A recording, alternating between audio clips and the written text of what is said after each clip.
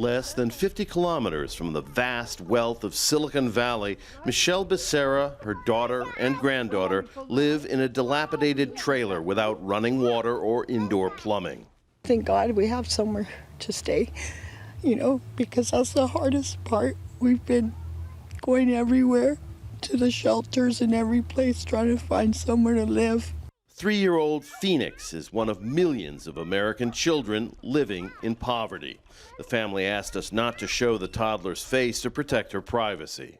We basically told her we're going camping for the summer, so she thinks we're going, that we're here camping. Nearby, a community service organization called Loaves and Fishes serves free meals. I'm staying at the Salvation Army shelter.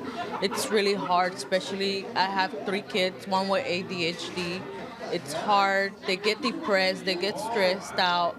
Raymond CANICO runs the Watsonville social services organization Community Bridges. It's really, 2 things. It's the rising cost of housing and it's the stagnant wages. The reality is that the needs are systemic. They're systemic based on a capitalism that has gone awry. The amount of affordable housing for very low-income families fell by more than 60% since 2010.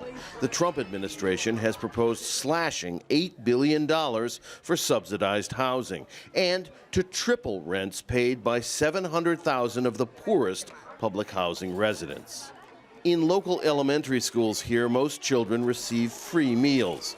30 million U.S. children get free or reduced-priced meals at school. Recent proposed changes by the Trump administration would strike 500,000 from the program. Nationwide, there are nearly 13 million kids living in poverty, according to the activist group the Children's Defense Fund. That's nearly 1 out of every 5 children in the United States. Poverty affects kids' ability to learn. The #1 indicator that actually affects students' education level and achievement level is poverty. Raising a family in poverty is an emotional burden for caregivers like Michelle Becerra. I feel I was already a pretty humble person, but now I just feel degraded, and just looked down on.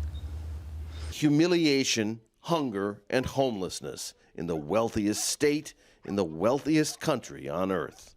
Rob Reynolds, Al Jazeera, Watsonville, California.